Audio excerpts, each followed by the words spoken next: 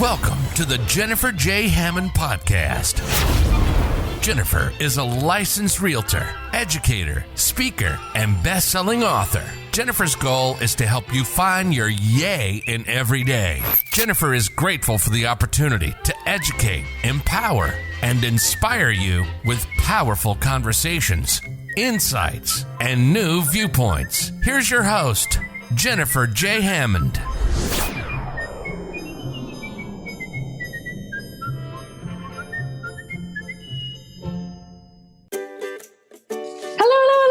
This is Jennifer Hammond, and I'm so excited. As you know, I'm always interested in every single episode bringing you something that is of value in one way or another. We often talk about real estate, and my passion really is about financial literacy. I want you to understand what do you need to know to be more competent, and financially, that's one of our foundations. Just like, if you don't have a foundation for a house, the house is not going to stay standing. And the same thing with understanding politics. So my next guest, John Thibault, he is an author, a founder, and a CEO. And I wanted to mention he is the #1 international bestseller of a book called How to Change a Law. And that, of course, makes that little song ring in my head, which we'll talk about in a second. And he's a former government affairs at MCA University and VP, and he's one of the founders of eBay. We've all heard of eBay.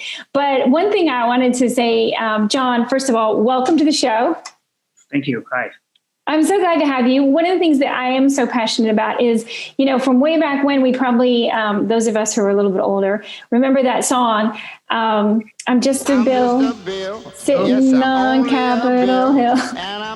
Someday he dreams he wants to become a law someday. And I love that little video because, again, even as an adult, I still remember that fun little video. And I think, look at that little bill. He's all sitting on the steps of the Capitol and he's running off to committee meetings. And I think so often people have no idea basics about politics. And it's so important to be involved.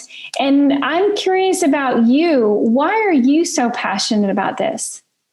Well, I guess there's a couple of ways of looking at it.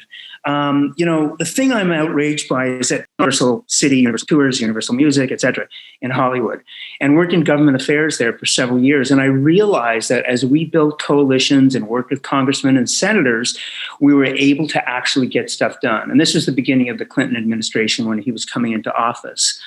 From that, I thought, everybody knows how to do this. What I didn't realize is that it's really the top 1%, Fortune 500, Fortune 100 companies that have government affairs offices. They work with lobbyists, attorneys, members of Congress and the state, and they get stuff done. And the rest of America, unfortunately, is like doing all this crazy stuff that we keep seeing. So I thought, yes, it's complicated, but can it be simplified? And it was the same thing in terms of, we talked a little bit about mentioning eBay, but the early idea was, can we connect buyers and sellers? Here I'm saying, can we connect voters and politicians and streamline that to make it really, really simple? And that's the thrust of my thinking about this. Well, and I love that because, again, the more that we can make it simple, the more that we can go into action. As you probably know from your many, many years in business, if someone is confused, they're not going to be able to make a decision and they might just get angry. And I've seen it when someone's trying to buy a house. I've seen it when someone's trying to buy a car, or with many other things in life. If you're confused and you don't understand it, it's very easy to go to anger and just be angry about it. And part of it is almost like a child, when the child just starts to throw a temper tantrum and they're just not sure what to do. And they start to, cry or get angry. And a lot of it has to do with they just don't know what to do. So I know one of the things that we talked about that you were going to describe today is, will you talk a little bit about these common political mistakes that everyone should know, every citizen of the United States should know, but also they should know how to avoid those mistakes in the political process? Yeah, I think one of the ones that comes up, obviously, is that people blame and complain, right? Mm-hmm. And that's exactly what you're talking about. Mm-hmm. They look at the government, they look at politicians and say, they're not doing, it's hilarious because you can just imagine them talking to their televisions when they see stuff, whether it's on MSNBC, CNN, or Fox, whatever. But they're talking and saying, oh my God, why are they putting that law in? That's horrible, or he's a horrible person, or whatever. And everybody's subject to it, including the politicians, because all we hear from them is how bad, I'm not going to name names, but how bad he was, or previously she was, right? And it's constantly, putting these people on the attack. And it's not productive. And part of what I'm doing is saying, don't focus on the candidate, focus on the issues. And if you think about it, say, is education a Democrat or Republican issue? Neither, right? And the same with, whether it's infrastructure or trade policy or whatever. So I think that's the first thing. You can't do political gossip. But maybe that's and also a way to say, don't blame the messenger, because the messenger isn't always the person. Yeah. And this actually leads to the second thing. People talk to the wrong person. So they'll talk to their dog, their neighbor, their wife. But in reality, if they have an issue that they want to get done, they need to identify who their representative is. And most of us, I know it's complicated. Most of us don't know who our state rep is. We don't know who our member of Congress is. We often even don't know who our mayor is unless we live in a big city, and we say, oh, I know who that person is, or they've been on television. And so that also presents a problem. The other interesting thing is, the third one that I have, is that you end up with fuzzy thinking. You just say, I'm really mad. I just want justice. I want to get this done. And it's like, well, what do you really want to get done? Because politicians think differently. They think in terms of HR 2135. They think in terms of bill numbers. It's code. And the public doesn't see that at all. They just say, I don't want you to build the wall. Or someone told me the other day they were frustrated by the vaccination mandate. And, possibly at the state level, but they were thinking it was at the federal level. So again, very confused about how it works, what bills are passed, what gets done, those kinds of things. And then I alluded to this in the beginning, that people focus on celebrity candidates, meaning like we know, oh yeah, Hillary did this, or Trump is horrible, or whatever. He's wearing a red tie, that's bad. In reality, again, what does it have to do with the issue in your community? Probably very little. And it's not going to get you anywhere. And it puts you back in this complaining and blaming loop, And then the final thing, which I talk about briefly in the book, is they never build a coalition. So if you're talking to the wrong person, don't know your issues, you don't know what you're doing, and you're confused, you're never going to be able to build enough support from other people to get stuff done. And obviously that's what politicians do. That's what government affairs people do. That's what corporations do. And that's why they win. And unfortunately, those who don't play that game, they don't win. and it's so interesting, because these are definitely some mistakes that people make, and especially not knowing who. I think it's great. I'm good friends. I love all of this stuff that Jack Canfield does. And he's been a speaker for me numerous times. And I just love, one of the things that he says a lot is that so often you're speaking to the wrong person. And that's when he's talking about everyone in your life, like whether it's a client, whether it's your best friend, whether it's your spouse, whoever it is, make sure you're asking them, like, how am I doing? Am I doing well as a friend? Am I doing well as a spouse? And he said, because what's happening is they're telling their neighbor, they're telling their girlfriends or their friends, and they're not actually telling the person that could actually do something about it. So if you want somebody to be able to do something about it, it's really important that you're talking to the right person. So I think it's critical, that one basic thing that you just said, that so often people just don't take the time to slow down for a second, and find out who are your representatives, who are representing you in the area.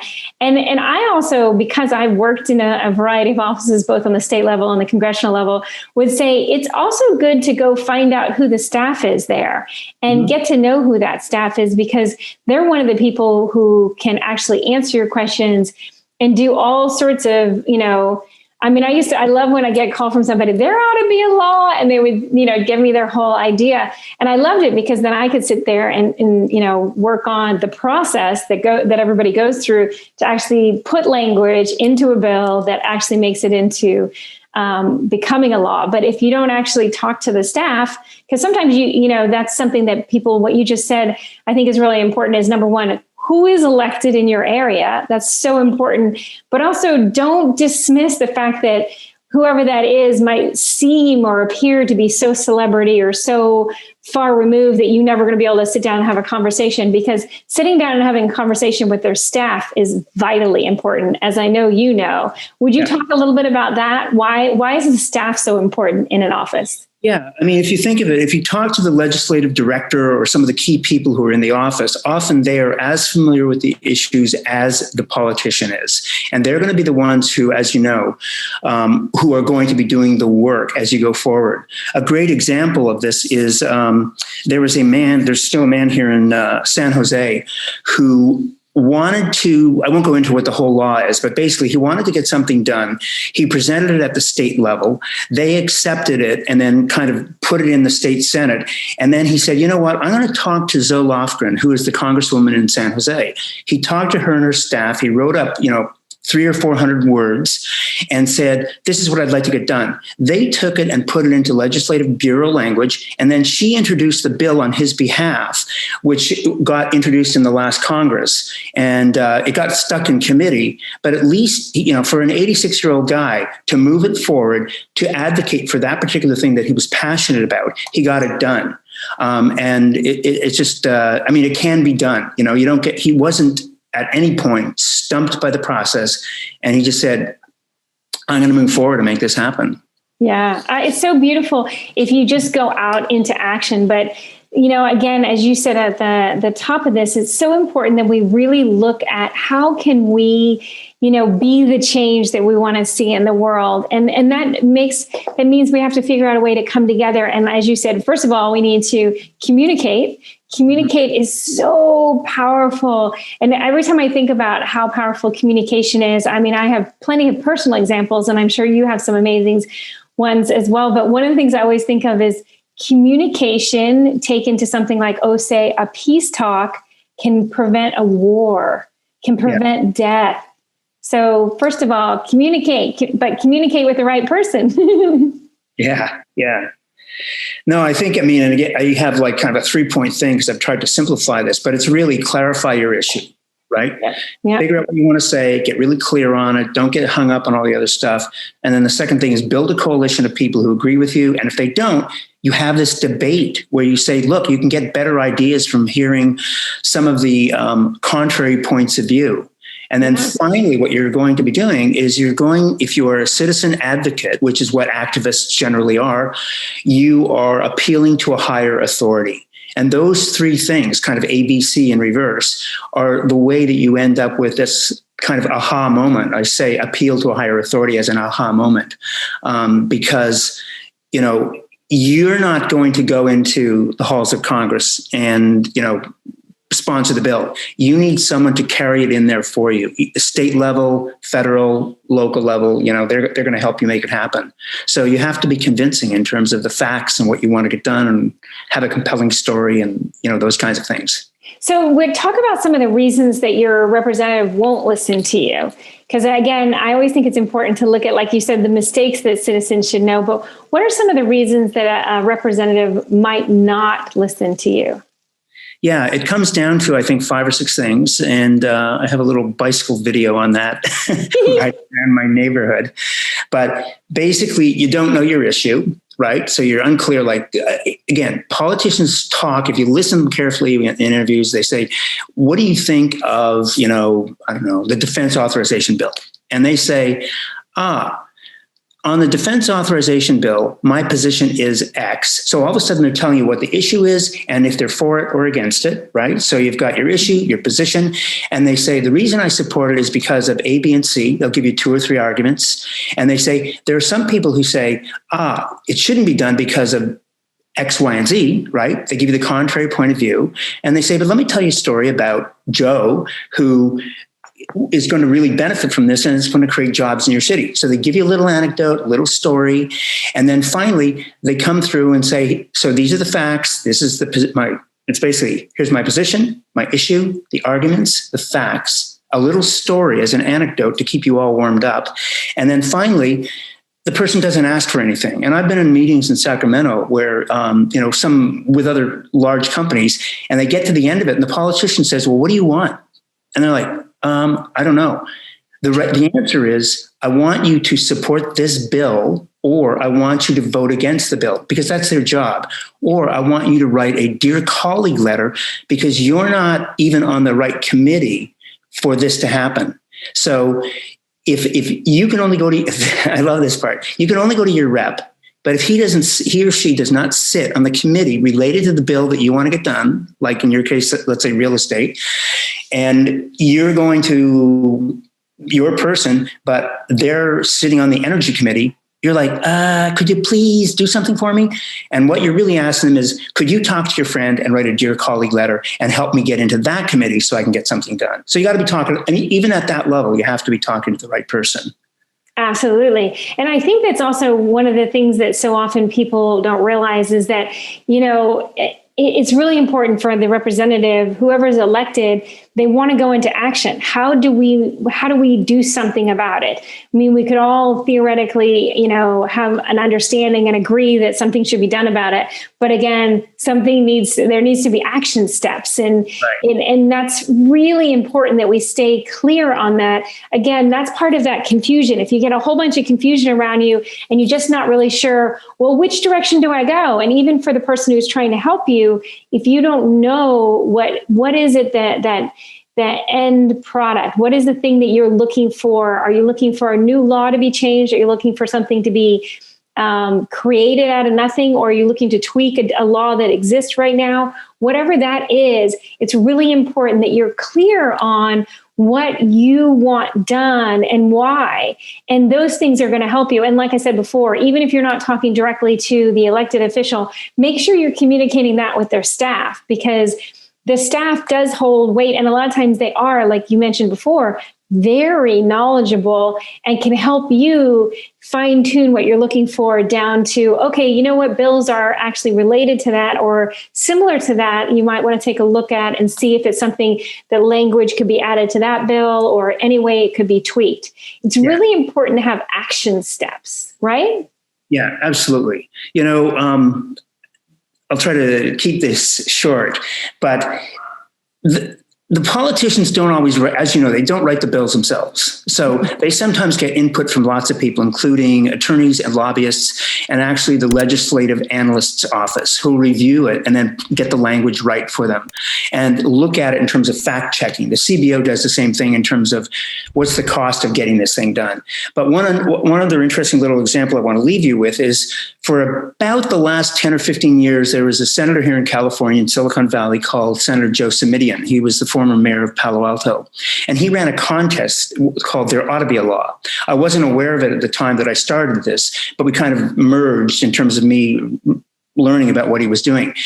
And the key is that he wanted to hear what constituents had to say, because he said, you know what, we politicians don't have all the answers. So we don't really come up with all the best stuff. If you have some ideas, please let me know. He would get 200 to 300 ideas, which were submitted ideas from his constituents. And there's about 1 million people in the district.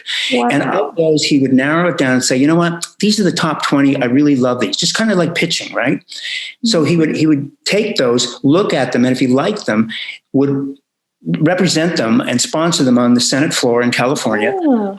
And then the person would get a flag that had flown over the state capitol. They would get love it. Yeah, they get some press notoriety, and then they would also get sort of the pride of authorship. So, you end up with these things like Kate's Law and Susan's Law or whatever, those kinds of things that happen.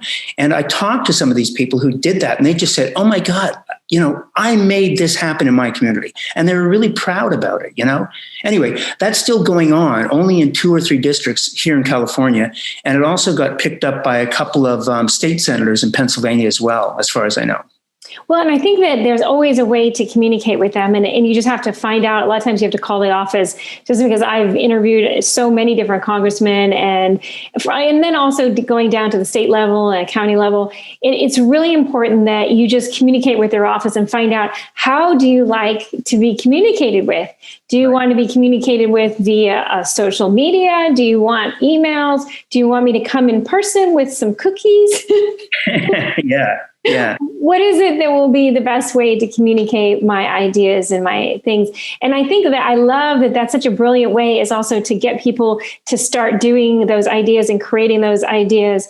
It's so, so important. So I want to conclude. I know we're almost out of time, but I wanted to conclude with this question. I think is such a great question. So can robots write laws, and should they? Yeah, I don't know. I'm looking at that because there's this new work being done in terms of robots writing news articles, right? Robots writing poems and all kinds of stuff.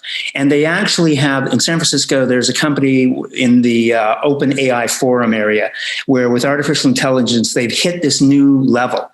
So they can take something very, very simple and do that. The other thing that kind of ties into this is there's what we have what's called model legislation. So you think, oh, California has a new law, it's great, et cetera. But now Texas wants to do it. So what are they going to do? They actually, I mean, like we all do, they use a template. So they go and get the California wording and say, oh, let's just use this. And like you said, we'll tweak it a little bit, et cetera. Going down that path, you're not very far away from AI, artificial intelligence, implementing changes. So if a person said, look, I'd like to use the wall one because everybody knows about it. I want to build a wall. I want to put it up on the southern border, blah, blah, blah, blah. And then you just give that little paragraph to a robot and then go let them write the bill and see how far they get, We're not there yet, but I'm telling you, I think we're moving in that direction.